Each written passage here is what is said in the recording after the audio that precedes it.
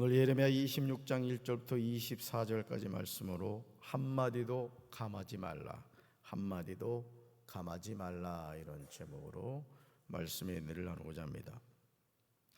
하나님의 자녀는 하나님의 말씀을 듣습니다. 하나님의 자녀는 자신이 들은 말씀에 순종하며 살아갑니다. 이런 하나님의 백성을 하나님은 지켜주십니다. 그러나 하나님의 말씀을 듣지 않고 불순종하는 하나님의 백성은 하나님이 진노하시고 심판하십니다. 예레미야 26장은 유다 백성의 타락성에 관한 내용입니다. 1절에 보시면 이것은 요시야의 아들 여호야김이 유다 왕이 된 첫 해에 여호와께서 주신 말씀이라, 이렇게 나옵니다. 사랑하는 성도 여러분, 하나님의 부르심을 받은 선지자는 하나님의 말씀을 전합니다. 그런데 그 말씀을 전함에 있어서 정말 조심해야 하는 점이 있습니다. 말씀을 대언하는 선지자들, 또 오늘로 말하면 주의 종들이겠죠. 예레미야 26장 2절에 그 내용이 구체적으로 나옵니다. 말씀을 전하는 주의 종들이 정말 두려워하며 순종해야 하는 말씀입니다. 우리 2절 말씀 같이 읽습니다. 여호와께서 이와 같이 말씀하시니라. 너는 여호와의 성전 뜰에 서서 유다 모든 성읍에서 여호와의 성전에 와서 예배하는 자에게 내가 내게 명령하여 이르게 한 모든 말을 전하되 한마디도 감하지 말라. 아멘. 그 다음 이쪽 오세요. 내가 내게 명령하여 이르게 한 모든 말을 전하되 한마디도 감하지 말라. 지금 선지자 예레미야가 말씀을 전해야 하는 대상이 누굽니까? 유다 모든 성읍에서 여호와의 성전에 와서 예배하는 자예요. 말씀을 전하는 자가 있고 말씀을 듣는 자가 있죠. 그렇죠? 말씀을 전하는 자가 있고 말씀을 듣는 자가 있는데, 말씀을 전해야 하는 대상이 누구냐? 유다 모든 성읍에서 여호와의 성전에 와서 예배하는 자예요. 예레미야는 어느 곳에서 말씀을 전해야 합니까? 너는 여호와의 성전뜰에 서서 하라, 이렇게 말씀하시죠. 모든 것이 매우 구체적이에요. 그러니까 하나님이 어떤 명령을 하시고 말씀하실 때는 두루뭉술하게 얘기를 하지 않으세요. 어느 곳에서 누구를 향하여 언제 말씀을 전하라, 아주 구체적으로 나오는 것을 보게 됩니다. 누가 말씀을 들어야 하는지, 어디에서 말씀을 전해야 하는지 하나님은 예레미야에게 명확하게 알려주십니다.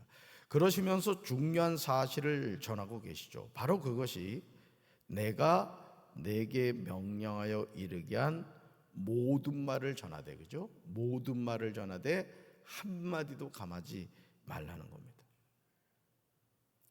여기서 한마디도 감하지 말라는 것은 예언의 엄중성을 시삼과 아울러 그 예언 선포에 따른 핍박을 암시합니다. 그러니까 예를 들어 그런 거죠.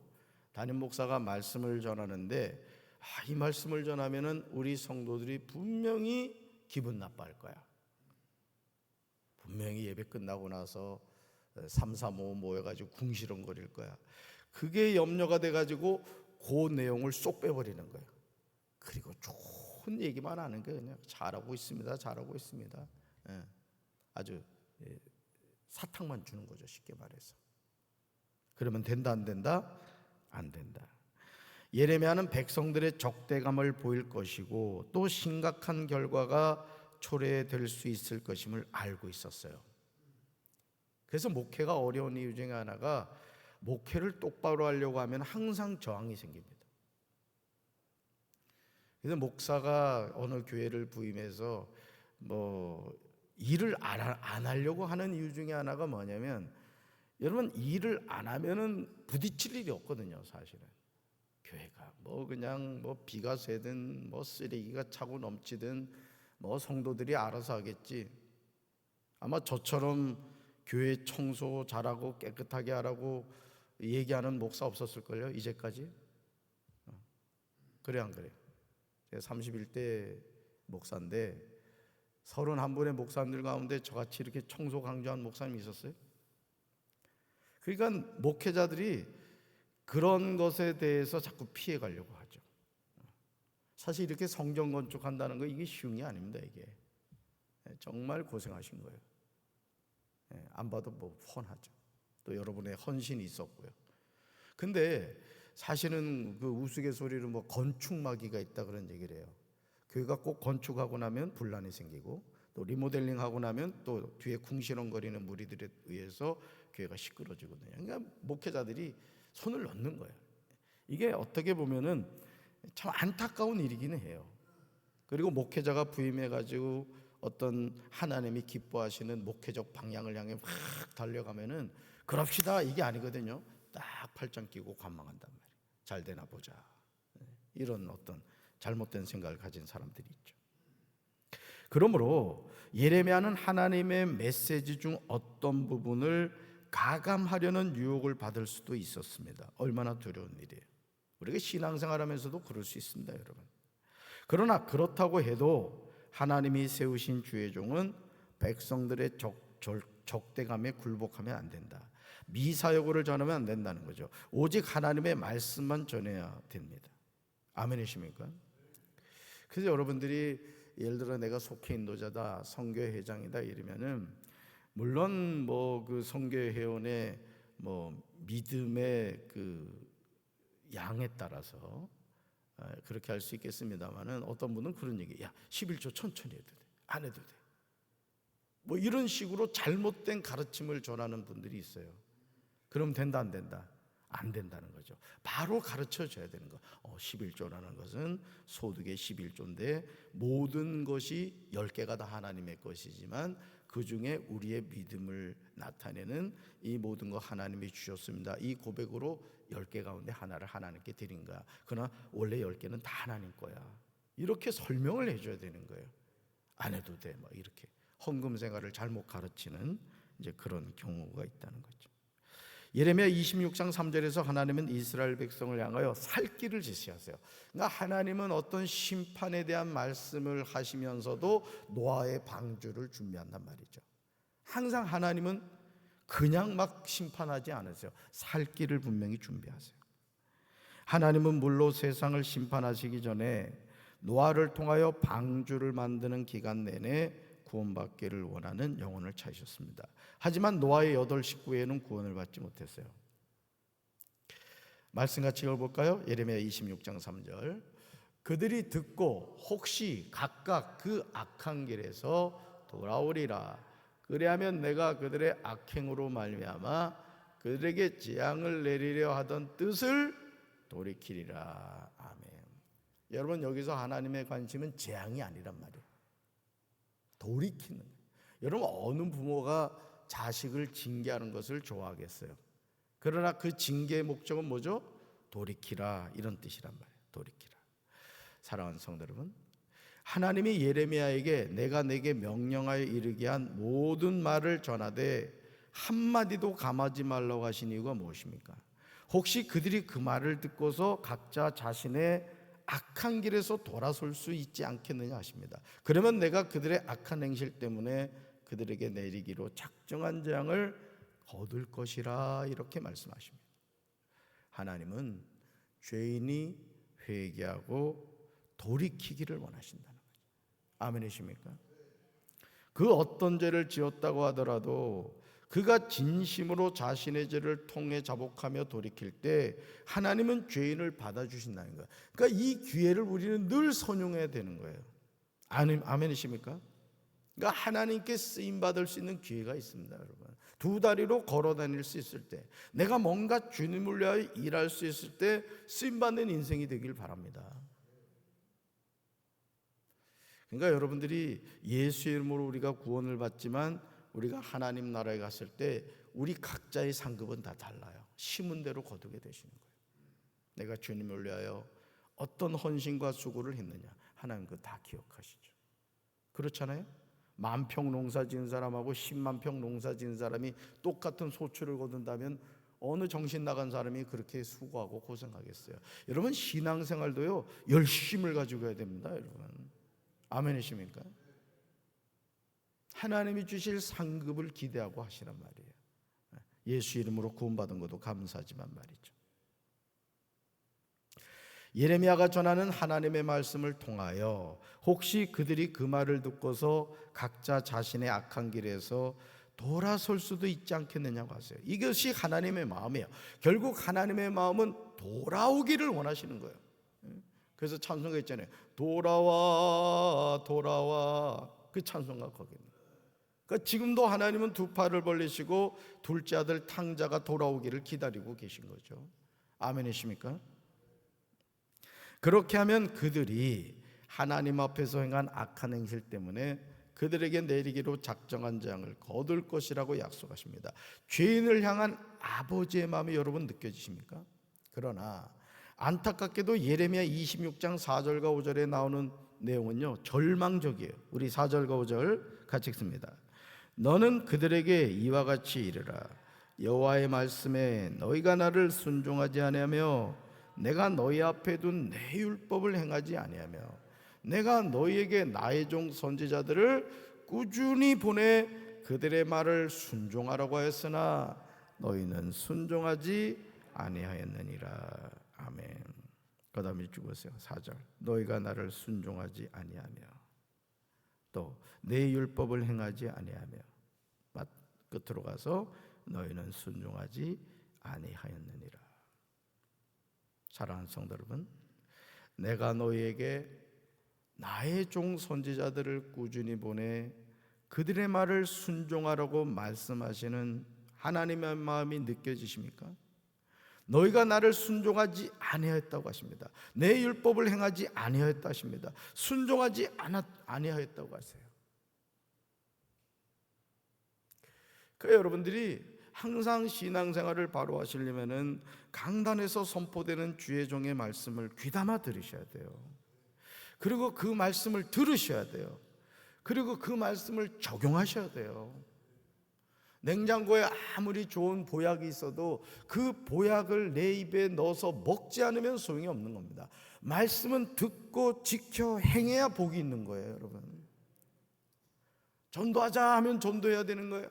왜? 하나님이 주실 상급이고 하나님이 나 같은 죄인을 구원하신 궁극적인 이유란 말이야. 궁극적인 이유. 아멘.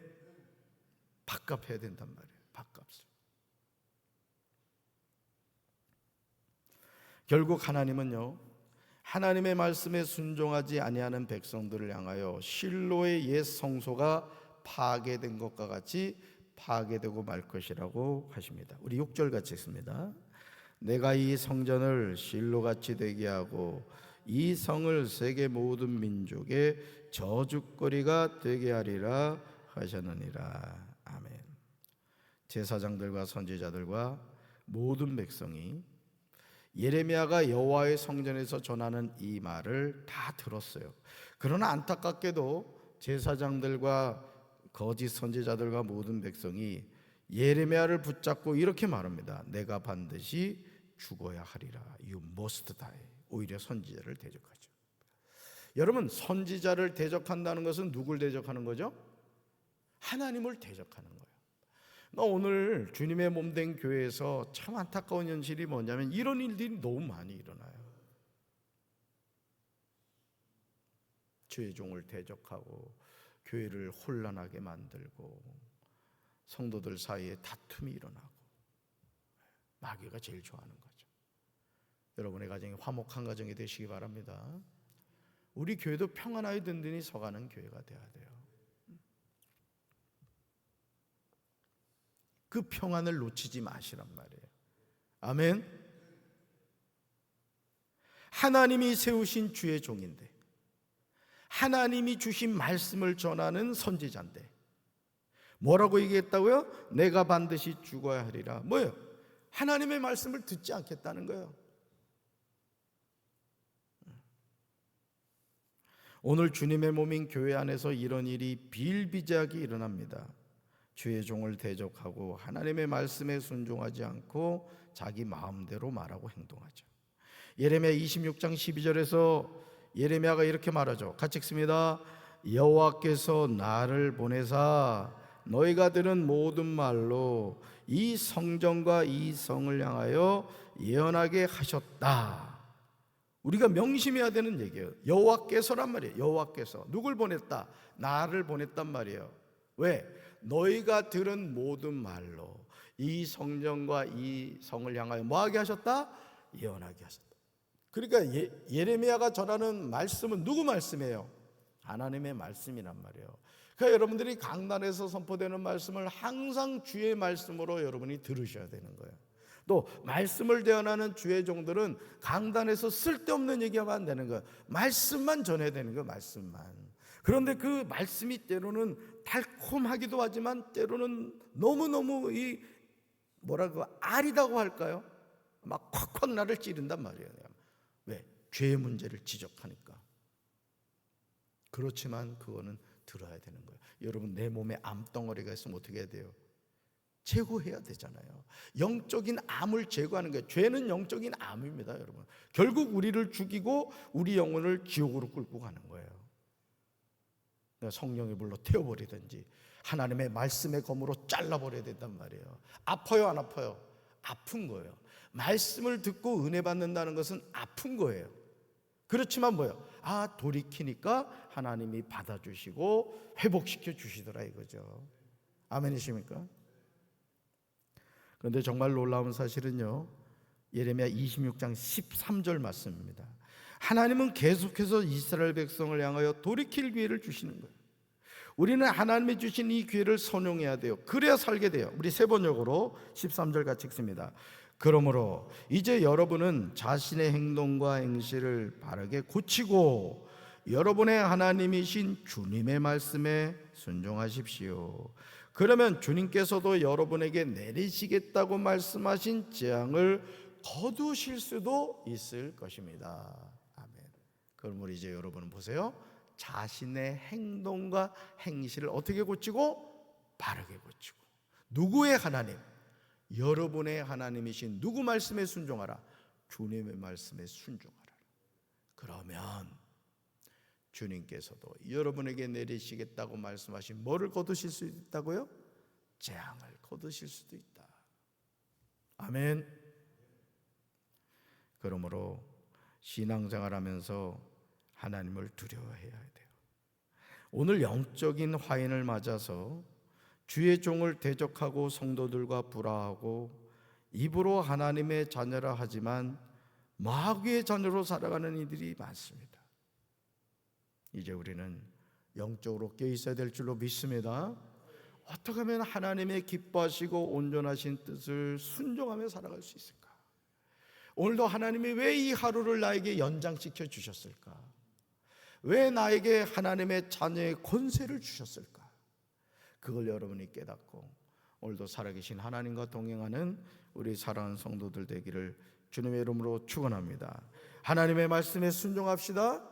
하나님의 은혜를 풍성하게 누리는 우리 사랑하는 성도들 되기를 주님의 이름으로 축원합니다. 가슴에 손 얹겠습니다. 사랑의 주님, 돌아오라고 말씀하시는 우리 아버지의 그 마음, 징계하기보다는 오히려 돌이키기를 원하시는 아버지의 마음을 깨달아 하나님의 말씀을 한 말씀도 더하거나 빼지 않는 진실된 삶을 살아가게 하옵소서. 때로는 그 말씀이 너무나 아프고 고통스럽다 할지라도 그래, 하나님의 말씀이니 하나님의 뜻이 있겠지, 순종할 줄 아는 믿음의 결단이 있게 하여 주시옵소서. 예수님의 이름으로 간절히 기도합니다. 아멘.